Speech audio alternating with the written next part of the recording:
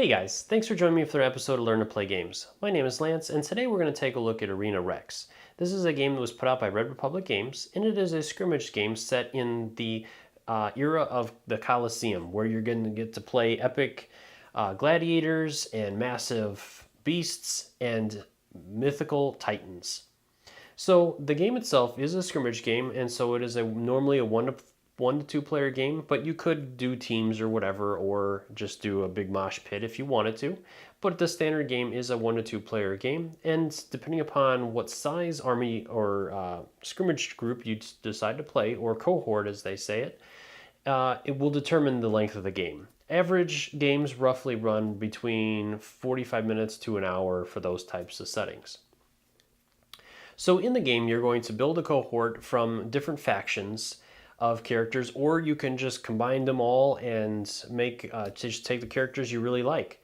And it's really nice and flexible in that way that you can do different things with them, and there is no set path. You can choose to take a big beast and a titan and a couple of small gladiators, or whatever way you want to, or you can stick to a specific faction, which will give you some bonuses if you have all the models from a particular faction. So for my opinions of the game, it is a very simple scrimmage game. The rules are very easy to pick up on, and they don't have any line of sight or range rules, as there won't be any ranged attacks, so it keeps everything really streamlined and very simple and tactical. So I have had a good time with the game, and the models themselves are very well done. They're a little hard to put together. Sometimes some of the seams don't line up really well, so if you're not a avid model builder, or you don't know how to do a lot of that, this might give you a little bit of a problem. But other than that, the miniatures themselves are beautiful. They've done some fantastic paint work with them, and some of the painting artists that are out there have done some absolutely beautiful work with some of these models. So they are very, very high quality. So other than that, as far as the rules are concerned, I like the game. I think they did a good job with it. It's easy to pick up on, and I would have liked to see a couple other changes, though. It would have been nice to introduce some sort of ranged combat just to vary things up a little bit and give that threat of a ranged attack, as back in the old days, some gladiators were able to throw their javelins or other things, or even using bows and arrows and such. So it would have been nice to see some of those things, or for them to expand in some of the other realms, which they have talked about doing some things, but it would be nice to see some of those things, such as chariots or some of those more epic battles, or even bringing in bigger monsters for the players to potentially go up against, or different things like that, which I haven't seen yet. But they said that they are going to continue on this journey of Arena Rex and hopefully bring us some new stuff as well. So those are my opinions, and as I've said in previous videos, I'd like to start hearing your guys' opinions on this. I don't want this just to be about me giving my opinion. I want to see what you guys have to say. So have you played Arena Rex? Do you like it? Do you not like it? Or are there things that you would like to see changed or different in the game? Let me know in the comments section below, and I'll look for your guys' comments and respond to them. So let's go ahead and head to the table, and I'll teach you guys how to play. Every model in the game has their own character cards. So let's go ahead and take a closer look at these now. So at the top of each character card are going to be 4 stats, which are the character's movement value in inches, the character's attack value, which is the number of dice that they'll throw when they make an attack, their defense value, which is the number of dice they'll throw when they make a defensive roll, and their armor, which when a model takes damage, they're going to reduce that damage by this value. Each model will have its own name, and then going down the side of the card is the damage tree. So for each success that the model rolls when making an attack, they will choose one of these boxes working their way down the damage tree. And you'll notice some sections have 2 boxes, so when you come to those sections, you will choose one path or the other and take the result of the choice you make. Finally, at the bottom of the card, you'll have different names, and these are the abilities of that character. And then you'll see a bunch of boxes in a series. This is that character's vitality. Each time that character takes damage, one of these boxes will be checked based on the number of damage, so 1 damage for each box. And some of the boxes you'll notice have laurels in them. When any of these boxes are checked off, that character will gain a favored dice for his side. Finally, on the back of each character card is going to be the special abilities listed on the front of that card. And in the top corner is the faction that that character is from. Now, there are also other cards. Some models will also have multiple cards. So when this happens, when you have a model that has multiple cards, you must go through the first card first, which has the 1 and then the 2 on it. And so the other card will not come into play until that particular model has taken damage to all the way down to the number 2 section. When that happens, then that model will not be discarded, but his new card will come out and his stats will change and his damage tree might change as well. When all of the cards have been depleted from that model, then that model is finally removed as a casualty. Before beginning a game, the players are going to select the number of models that they would like to use. Both players are going to have the same number of models, and models with multiple stages or cards are going to count each stage or card as one model for list building. In this way, you are going to build your own cohort. Now, in a cohort, there can be up to 3 different types of models, which are gladiators, which are your normal models. There are beasts, which can be used in a cohort or as a living hazard or objective. In a cohort, a beast is going to activate just like any other model, but they are also going to be considered wild, which means during the cohort's clear turn, a beast must attempt to attack the nearest model that is not a hazard. Finally, we have the Titan models, and a Titan can be played as part of a cohort or as a living hazard or objective.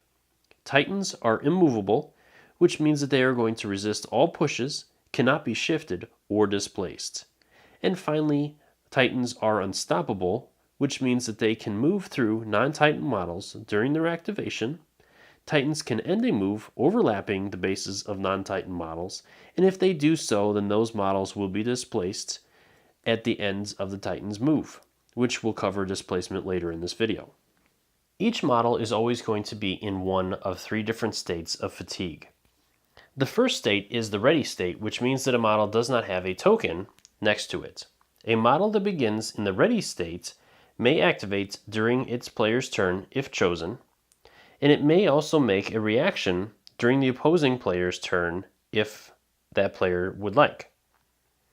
From here then we have the first level of fatigue, which is a fatigued model.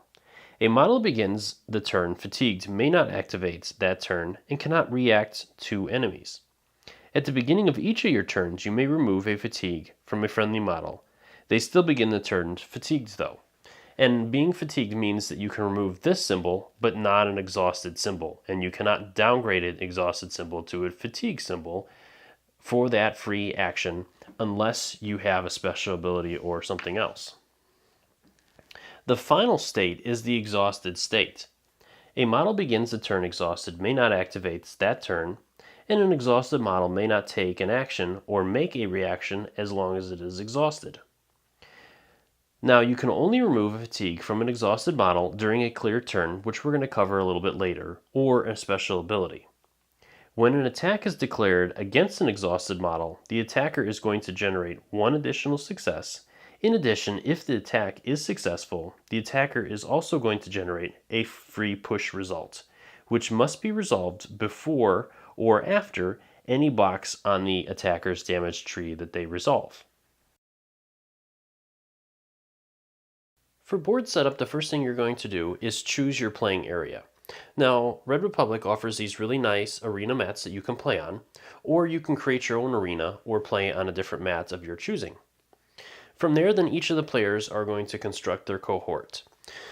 So for our game, we're going to go ahead and have the Wolves player take his 3 starting models, and these sleeves these cards are going to be sleeved so that we can mark off the health as they take it. So we have our 3 here, and then the Egyptian faction is also going to have their 3 starting models.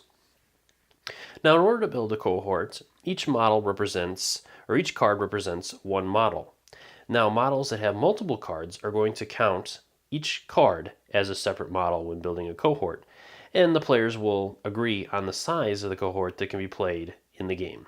So we're playing a 3 versus 3 game. So we'll go ahead and clear these off.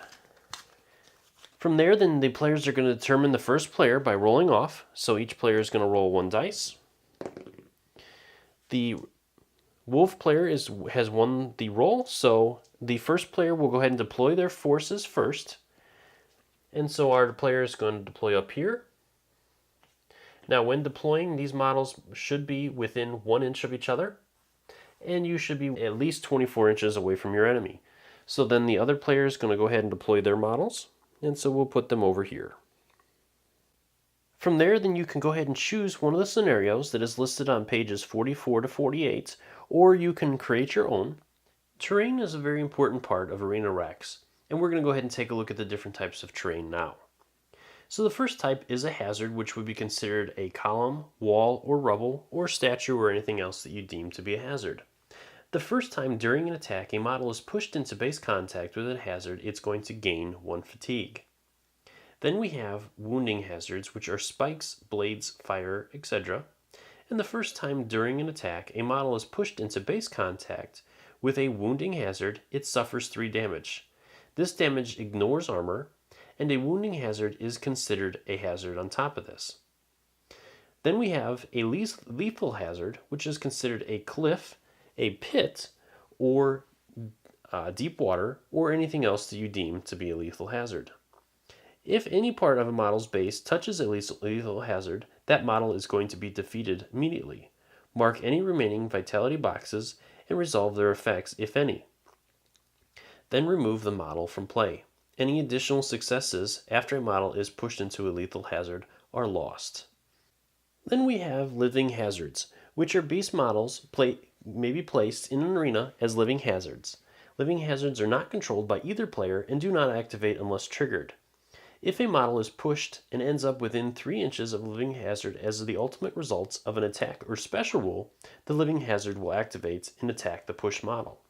The hazard will move up to its movement stat to engage the pushed model if necessary and move by the most direct path, and will move around other hazards or models to do so. When a model is attacked by a living hazard, the opponent is going to roll the attack dice and will select the damage tree effects. If any favor is earned in this way, that player will receive the favor.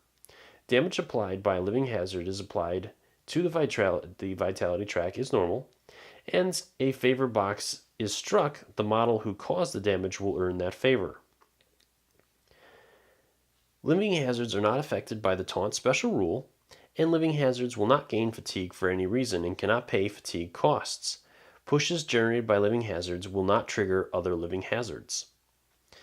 From there we have chained models, which a model may be chained to another model or train features. Chain's length is determined before the game begins and is generally 4 inches, but it can be longer or shorter based on the player's choices. A model will always remain within a chained length of whatever it is chained to, and if a push would move a chained model more than the chain's length away from its counterpart, halt the push at the chain's length and treat the pushed model as having hit a hazard. When a chained model is defeated, its chain is broken. Finally, we have dual zones, which are a ring of fire, raised platforms, or high visibility areas. Places of prominence in the arena may be distinguished as dual zones. Models within a dual zone will earn 1 additional favor whenever they earn favor, and when either player initiates a clear turn and controls a dual zone, that a player earns 1 favor for that. A player will control a dual zone if they have any models within it and their opponents do not. Arena Rex is played over alternating turns, in which the players will activate a single model. A quick note on measuring: at any point in time, a player can choose to measure the distance between 2 models, for any reason. During a player's turn, there's a strict order that you're going to follow. The first is if none of your models are in the ready state, you must initiate a clear turn. So, for example, if our last model over here would have had a token on him, then all 3 of our models would have been in a non-ready state and we would have had to initiate a clear turn, which we're going to cover a little bit later as we do have a model that we can activate. From here, then you can remove a fatigue from one of your models, and that model cannot be activated this turn. So from here, we're going to go ahead and remove a fatigue token. And then you're going to activate a ready model, and you can go ahead and take any actions you wish with that model. So we're going to go ahead and activate our guy over here. Now there's a couple other things to keep in mind. The first is that you cannot take actions that would cause the model to gain fatigue beyond its exhausted state. And once you choose to take no further actions, or are unable to, the turn is going to pass to your opponent. There are 3 different basic actions a model can perform during its turn, so we're going to go ahead and take a look at each one of these. The first is a move action, and a model's first move action during its activation is free. After that, the model will gain 1 fatigue for each additional move action that it performs. A model that performs a move action can move up to the model's full movement value in inches, and the model cannot move through hazards or other models' bases, both friends and enemies. So in order to make a move, the first thing we're going to do is measure off of our guy's base, and our guy's movement is 6 inches, as you guys can see here on his card. So we're going to go ahead and move him towards this guy over here.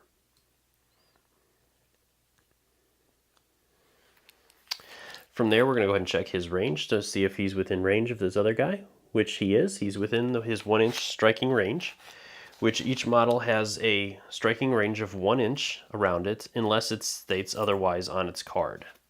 Now that we've completed our movement action with our active model, we're going to go ahead and take a look at an example of combat and attacking. So when our model performs an attack, it's going to cost him a fatigue, so we're going to go ahead and mark that. From there, we're going to take a look at the basic rules for combat. So most models are going to have a 1-inch engagement, which means that any model that's within 1 inch of them, no matter where they're at, so 360 degrees, they can choose to attack. Now there are a couple models that will have an exception to this, which for those models will be outlined on the back of their card. From here, there are no line of sight rules, so you don't have to worry about that. And then we're going to go ahead and perform the attack. So as you guys can see on our attacker's card, he's going to receive 6 dice, and our defender will receive 2.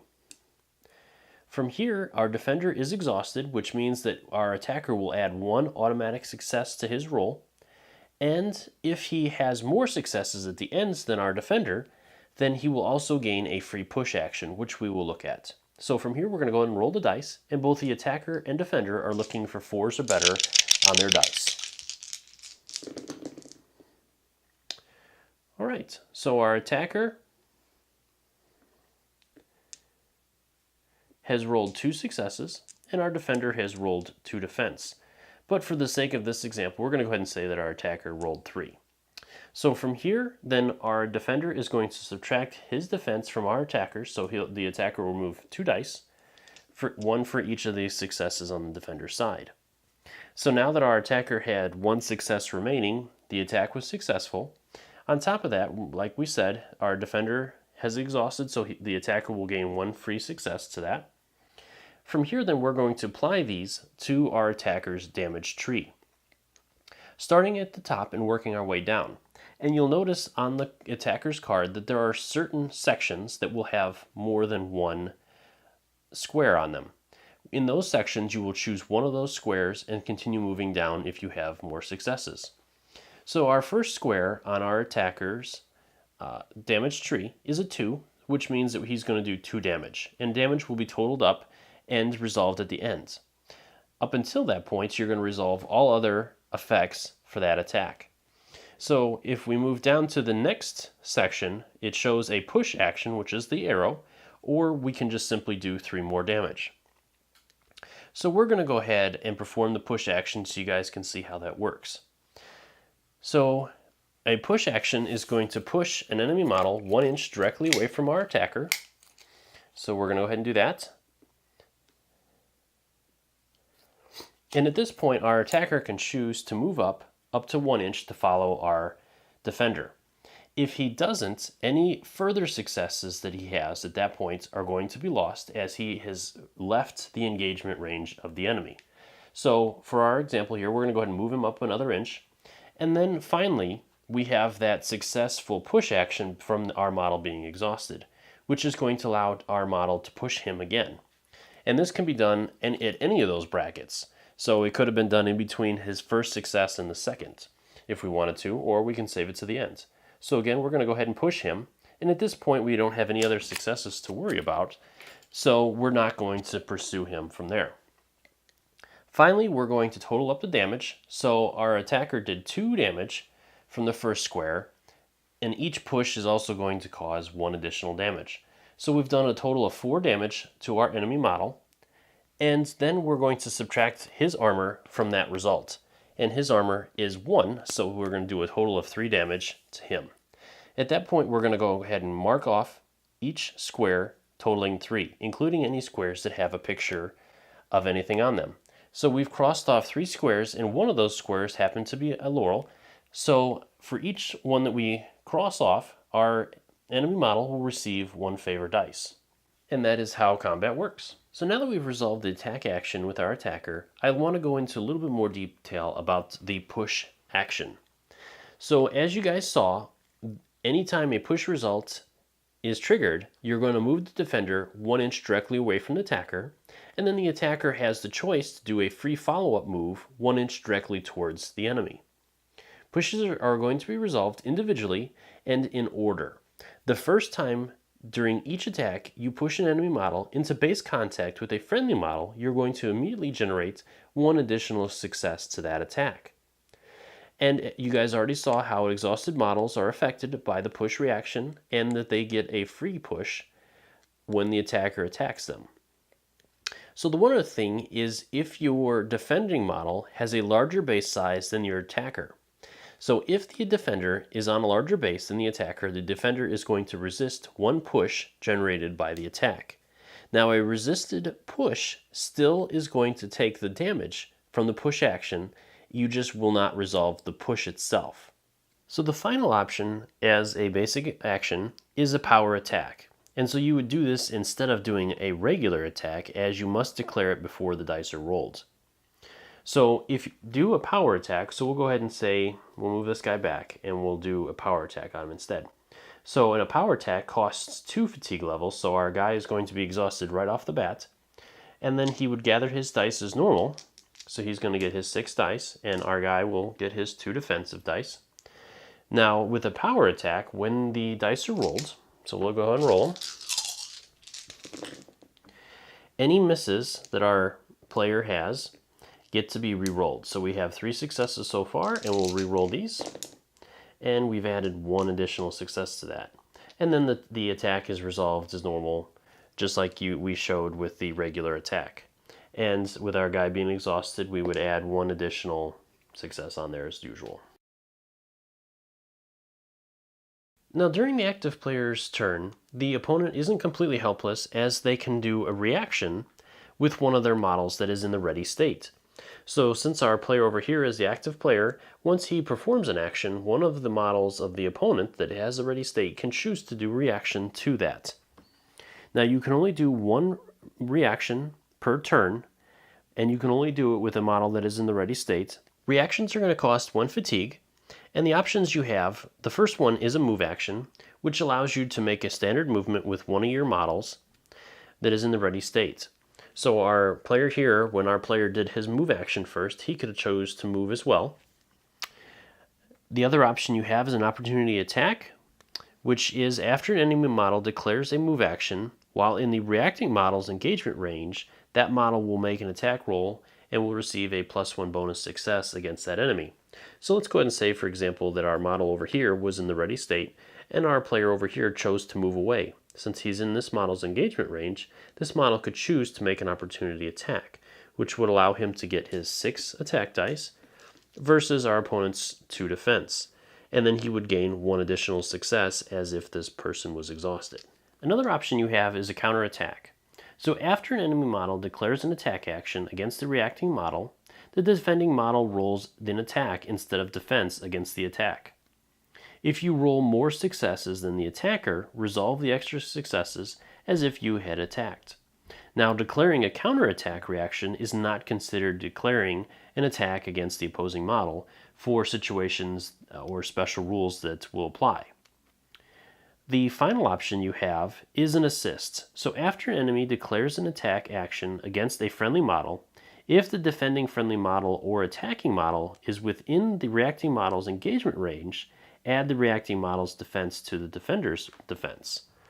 So let's go ahead and take a look at a couple of these. So we're going to go ahead and say our guy over here declares an attack action against our model over here. So we will get our 6 dice, and since this model is in the ready state, he's going to go ahead and counter by making a counter attack. So he's going to roll his attack as well. So we'll see what happens. Again, we're looking for 4s. And so our defender rolled 3 attacks, successful attacks, and our attacker rolled 4. So in this situation, our attacker would resolve the attack as normal, so we would subtract 3 successes from that, and our attacker would have 1 success. But let's go ahead and say, for example, that our defender rolled really well and rolled 5. In this situation, the attacker would subtract from the defender as usual, and then the defender would resolve the rest of the attack on his damage tree against the attacker. Finally, we have the assists. So we're going to go ahead and say, for example, that this guy over here had moved up and is within range now. And now our guy is going to attack our guy over here. So he's going to get his 6 attack dice, and this guy gets 2. And we're going to go ahead and say that we're going to assist him. So we'll gain our fatigue, and we're going to add that player's 2 defense on top of this guy's. And then you would resolve the attack as normal. With favor dice, each player is going to begin the game with 3 of them in their pool. Each model can spend a maximum of 2 favor dice a turn. Each success on a favor dice is going to count as 2 successes when using it in combat, whether it's for an attack or defense.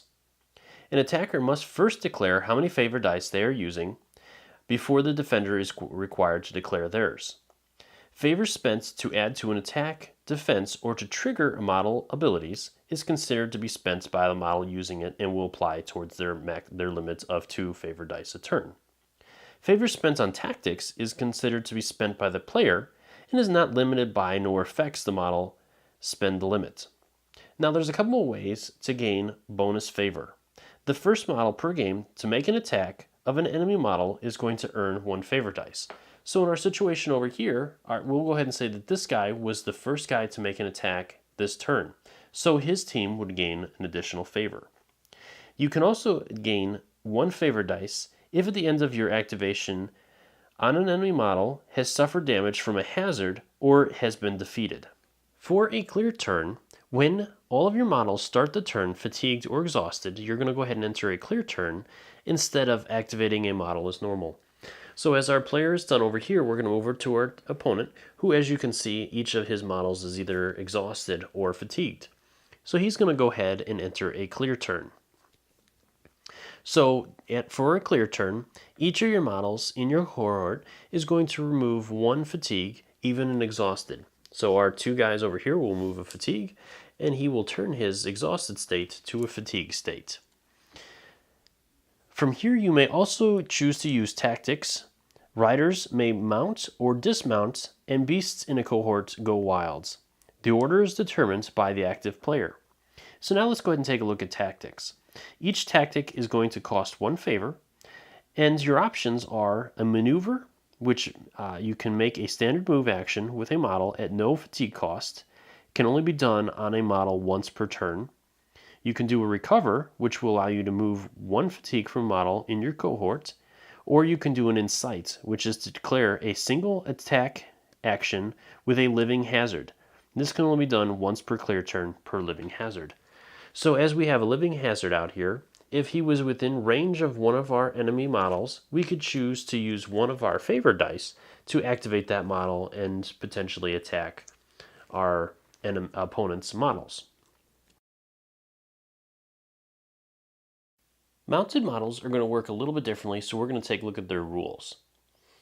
So mounts can be included in a cohort with or without their riders.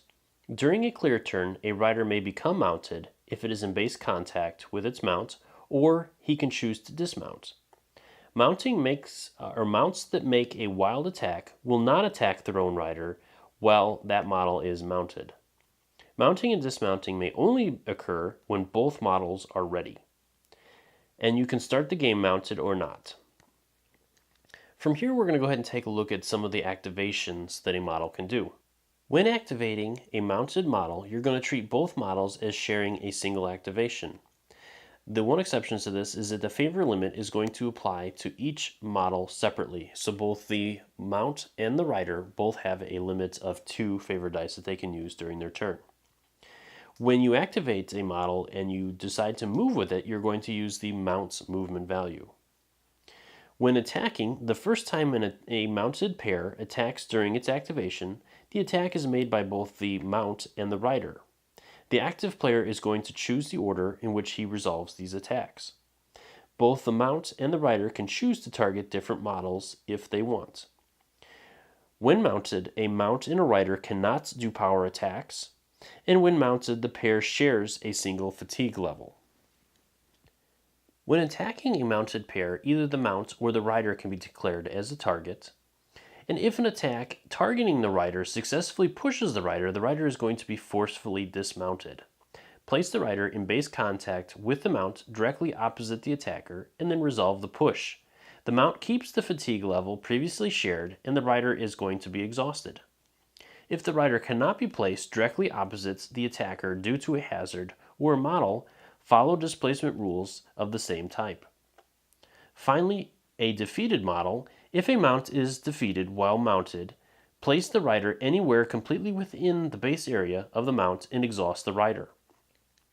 If the rider is defeated, the mount is a beast. It will immediately make a wild attack if the rider is defeated while mounted. And finally, wounding and lethal hazards are both going to apply to both models. Another special I'd like to cover real quick is displacement. So with models that have a classification as Titan, which you guys can see in this card over here, a lot of the beasts are also classified as Titans.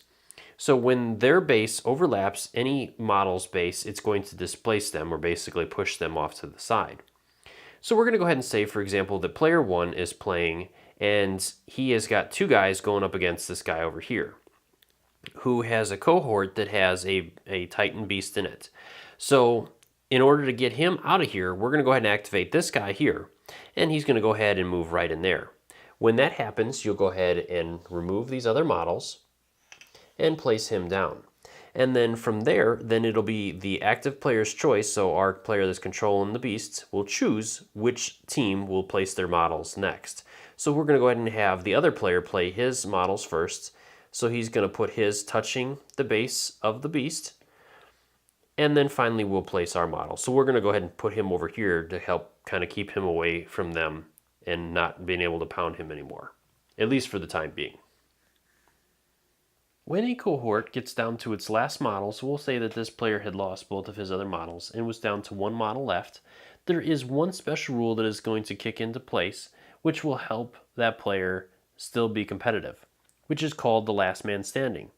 So when only 1 model remains in your cohort, each turn is going to be considered a clear turn, and you may also activate that model after removing fatigue or activating tactics. In addition, during the last man standing clear turn, remove all fatigue remaining instead of just 1. So even if our model is exhausted, during the last man standing clear turn, he would clear away all that and then would get to activate after that. So each turn he can exhaust himself and get redone and reused each turn until he's dead. Well, I hope this video gave you guys a better understanding of how Arena Rex works. And as always, if you have any questions, please feel free to leave them in the comment section below, and I'll do my best to answer them. As always, I do really appreciate you guys taking the time to watch my videos, and if you like what I do, please consider liking this video and subscribing to my channel, as it really does make a big difference for me. And until next time, I will see you guys later.